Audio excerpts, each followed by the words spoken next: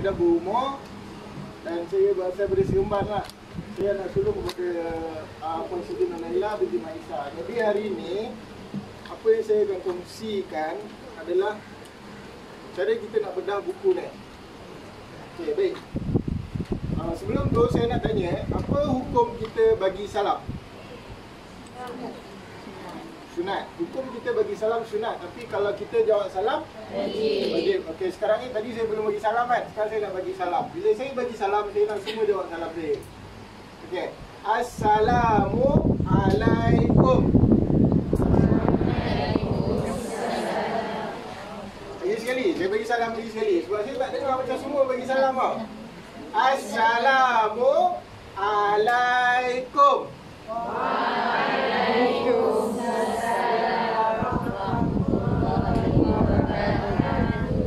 Saya perasan bila tadi saya bagi salam macam ni kan, ada yang buat kenapa kamu nak bagi salam dengan menggerakkan tangan? Cuba jawab. Pernah tengok Bahasa isyarat. Tapi kalau kita bagi salam dekat orang biasa, contoh saya bagi salam dekat ibu kan, Assalamualaikum, boleh je. Tapi kenapa bila saya bagi salam guna isyarat tangan, kamu nak reply pun dengan isyarat tangan? Fokus. Sebab kamu dah tengok saya buat isyarat tangan. Jadi dekat situ pembelajaran apa kita boleh dapat? Isyarat tangan. Dalam untuk pendidikan orang kanak-kanak, ada beberapa poin yang paling penting seorang guru tu kena tahu, iaitu VAK. V itu apa? Visual, A itu audio, K itu kinesthetik. Dalam teknik tadi tu, Assalamualaikum, dalam tu ada apa? Betul. Dalam tu ada kinesthetik, ada audio, ada visual. Kalau kamu tutup mata, saya bagi salam, kamu boleh jawab tak? Boleh. Jadi kamu dah faham dah apa yang kita nak buat dengan sini hari ni? Kita akan bergerak-gerak sikit. Saya faham, tadi kita ada bau ayam, kita ada bau kepala ekor kan? Jadi ini pun dah tengah hari. Jadi kita akan main game sikit. Cuba nak main game aja. Dan game ni simple je. Game ni simple je. Kalau saya cakap tepuk satu, tepuk satu. Kenapa tepuk? Sebab saya suruh tepuk. Kalau saya tak sebut tepuk, satu. Bila tepuk satu, jangan tepuk lah. Tepuk satu, tepuk dua, tiga.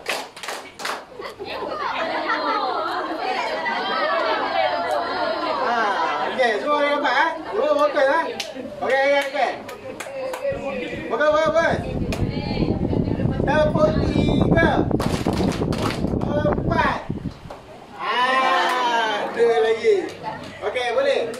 So, hari ni kalau buat yang tak tahu, modul yang kami gunakan sebenarnya modul ni. Ni adalah buku Anak Muslim. Yang penulis dia adalah Ustaz Haji Arisil Ibrahim. Ustaz ni dah meninggal dah. Pahala dia sangat banyak. Dan jealous lah. Siapa yang tak jealous, rugi lah. Okey, kalau dalam buku ni, tu yang tadi kita gunakan tadi, Assalamualaikum. Tapi tak apa, kita akan sentuh tu sikit-sikit je. Dalam buku ni, dia ada 10 ayat akhlak kan? 10 ayat akhlak. Yang ni buku aktiviti dia. Okey, kita letak dulu yang ni. Kita tengok yang ni. Macam tadi, siapa yang faham tentang surah An-Nas? Qul a'udzu birabbin nas. Dia menceritakan tentang apa? Manusia. Okey. Siapa yang faham tentang surah Al-Ikhlas? Keesaan Allah. Okey, manusia, qul a'udzu birabbin nas berkaitan dengan manusia. Qul a'udzu birabbil falaq berkaitan dengan makhluk. Kenapa qul huwallahu ahad berkaitan dengan keesaan Allah?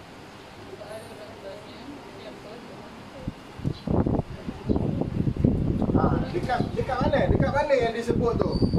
Qul huwallahu ahad. Kalau dekat dalam qul a'udzu birabbin nas, an-nas tu merujuk kepada manusia, betul? Qul a'udzu birabbil falaq, al-falaq tu merujuk kepada makhluk. Tapi qul huwallahu ahad, mana yang nak menunjukkan keesaan Allah tu? ahad. Betul, betul. Dekat ahad tu. Qul huwallahu ahad. Siapa semua sini hafal kan surah Al-Ikhlas kan? Okey, jom sama-sama.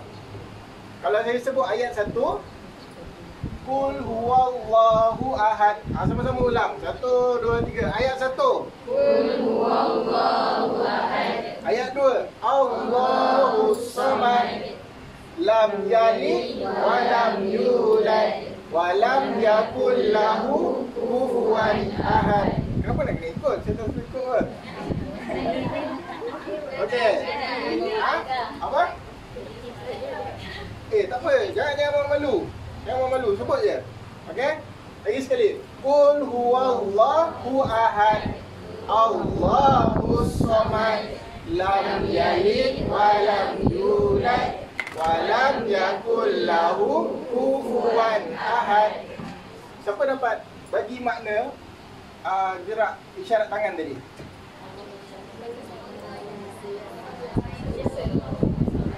Kuat-kuat. Volunteer seorang. 1, 2, 3. Volunteer. Seorang. Yang ayat 2. Allahus samad. Yang ketiga.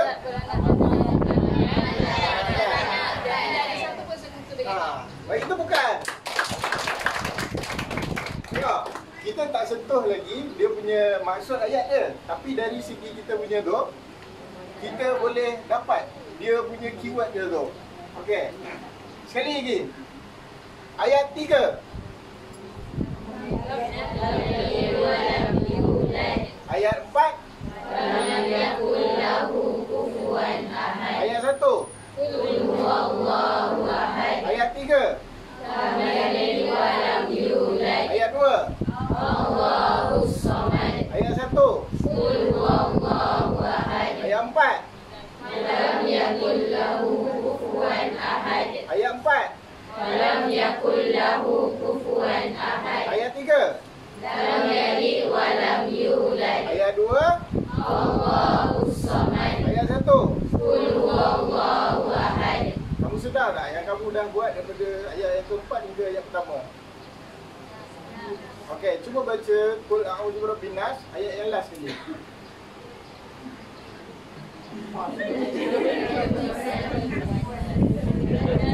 Apa tengok? Apa tengok? Kamu kena baca daripada ayat pertama kan?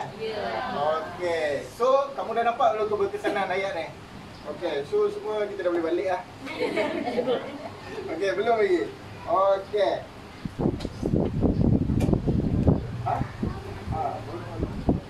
Yeah. Siapa nampak ni? Pokok. Ni pokok. Okey, kalau kita tengok, ni pokok kan? Okey, kita bayangkanlah pokok ni ada buah. Kita bayangkan pokok ni ada buah. Kalau buah ni manis, sedap tak? Ya. Tapi dari mana datangnya pokok ni? Apa yang menyebabkan buah tu terhasil? Apabila dibaca tanah, air, udara, petani. Okey, asas kepada pokok ni apa? Biji benih. Biji benih tu kita nampak tak? Lepas keluar biji benih tu dia keluar apa? Tunas. Lepas keluar biji benih dia akan akar. Bila kita cerita pada surah Al-Ikhlas menceritakan tentang keesaan Allah, benda yang sesuatu kita tak nampak. Ikhlas ni datangnya daripada mana? Hati. Hati ni kita nampak tak? Tak. Macam mana kita nak ceritakan tentang keesaan Allah? Okey, dalam buku ni, ustaz ni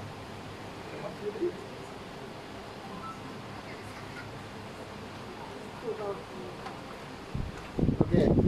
Dalam buku ni, kalau kita tengok muka surat sebelah tu dia akan cerita asbabun nuzul. Asbabun nuzul ni apa? Asbabun nuzul ni dia adalah kisah penurunan ayat tu.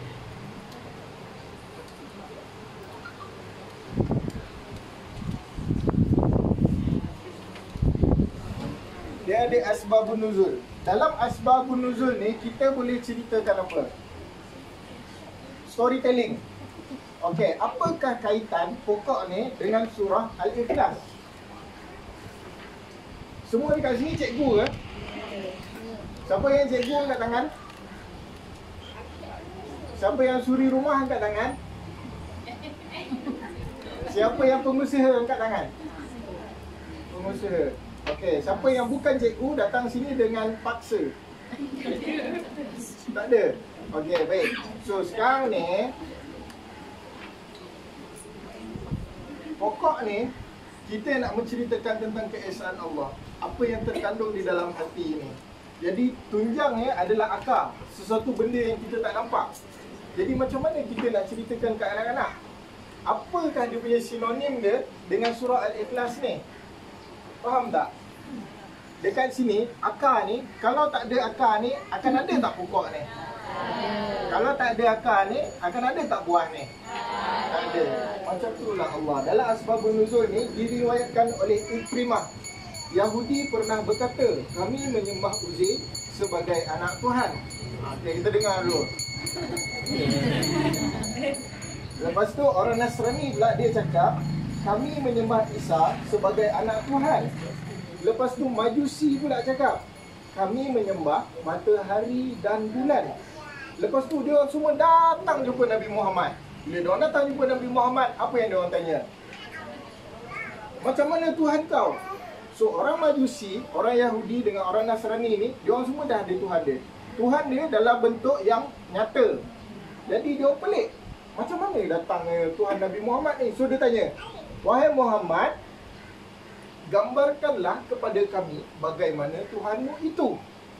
Maka turunlah ayat ini, surah Al-Ikhlas. Yang pertama maksud dia apa? Katakanlah wahai Muhammad, dia ialah Allah yang Esa. Lepas tu yang kedua apa? Allahus. Ni apa? Meminta. Allah tempat meminta segala sesuatu. Yang ketiga, lam yalid wa lam yulad. Dia tidak beranak dan dia pula tidak diberanakkan. Yang keempat, walam yakul lahu kufuwan ahad. Dan tidak ada sesiapa pun yang setara dengannya. So, kita nak ceritakan dekat sini, tak ada apa yang kita boleh cakap selain daripada Allah. Kita tak boleh nak menyatakan bahawa Allah tu ada tak sesuatu, Allah tu berupa begini, tak boleh. Faham tak? Sebagai contoh, kalau anak tanya, kenapa kita potong kuku? Sebab kuku kita panjang. Betul. Tapi dari mana datangnya kuku tu? Cuba rasa, kat depan ni keras kan? Kat belakang ni lembut kan? Tapi kenapa bila kita potong kuku tu ada je? Kalau kita cari dekat dalam ni, kuku tu tak ada. Betul ke tak? Semua ni kuasa Allah. Okey, baik. Siapa tahu tentang RPA?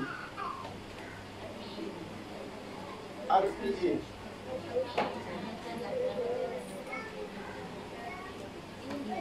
RPA adalah rancangan pelaksanaan aktiviti. Kalau kita nak buat aktiviti dengan kanak-kanak, kita mesti ada kita punya SOP, standard dia. So, dekat dalam surah Al-Ikhlas ni, saya dah ada dah saya punya tajuk. Agak-agak apa tajuk dia? Biasa kalau kita nak buat kanak-kanak kan, kalau kita nak buat collage, pokok saya warna merah, pokok kegemaran saya. Tapi kita nak ceritakan tentang surah Al-Ikhlas, keesaan Allah, pasal hati. Kita nak ceritakan apa? Apa tajuk kita? Seorang bagi contoh tajuk. Siapa boleh bagi contoh tajuk?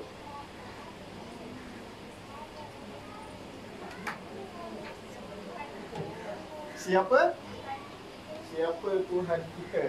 Lagi?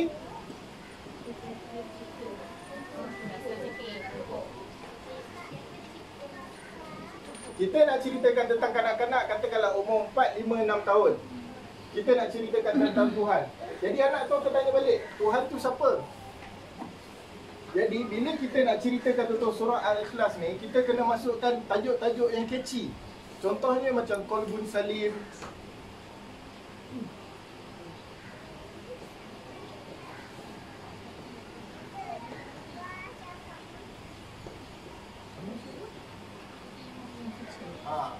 Macam ni, hati yang suci. So kita bawa aktiviti yang kita dapat buat dengan anak-anak. Macam saya, kalau surah Al-Ikhlas ni, saya akan buat aktiviti dengan anak-anak ni, saya akan buat dia menanam pokok. Tapi dia lama sikit lah aktiviti tu. Yang paling senang tanam apa? Toge. Semua orang akan tanam toge kan. So akan bawa anak-anak ni tanam toge. So hari-hari budak ni akan tumbuh. Bila toge aku ni nak tumbuh? Bila toge aku nak tumbuh? Lepas tu kita boleh masukkan dekat ayat kat situ. Kamu nak tumbuh toge ni, kamu kena minta dekat siapa? Allah. Masuklah Allahus Samad. Semua macam kantuk ke? Kantuk ke? Kantuk ke? Okey. Semua buat macam ni. Okey, tapi tangan kiri kita buat pistol. Tangan kiri buat pistol. Okey, semua ke depan kan macam ni. Okey, sekarang ni yang kiri ni pistol, tukarkan kepada yang kanan. Boleh tak?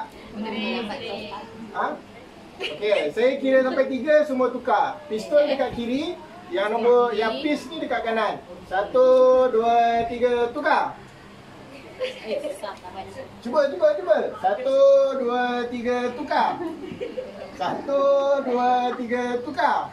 Susah ke senang? Banyak akan praktis untuk tukar jari ni. Sebab benda ni dia berkaitan dengan otak kita. Kalau laju kita buat, maksudnya kita tengah proaktif. Tapi kalau lambat kita buat, kita tengah lemau. Okey. So kalau nak bangun, sebab kita semua tengah duduk kan. Kalau kita atas meja, kita boleh lompat-lompat. Bukan lompat atas meja, kita lompat. Sebab bila kita lompat tu, darah akan naik dekat kepala. So dengan izin, saya akan panggil semua cikgu-cikgu semua. Kita main tepuk satu lagi sekali. Okey. Tepuk 2. Tepuk 3. Tepuk 1. 4. Okey, boleh. Okey, ayat 1. Saya tak dengar. Ayat 1. Ayat 4. Ayat 4. Ayat 3. Ayat 1. Ayat 3. Ayat 4.